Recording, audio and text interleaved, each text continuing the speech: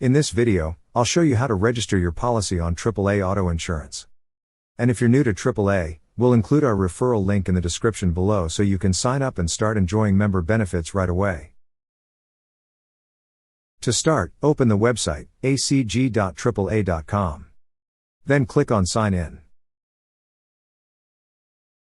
Next, on the fields provided, enter your user ID and password.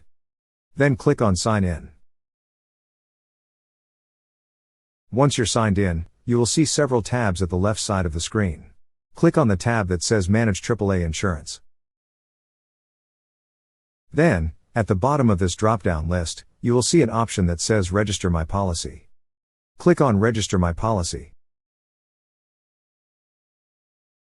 Next, on the fields provided, enter the policy number you wish to register and your date of birth. Once entered, click on Register. That's how you register your policy on AAA auto insurance.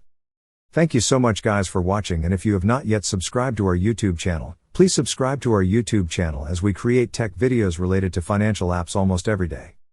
Also check out our recommended resources in the description below for various sign-up bonuses.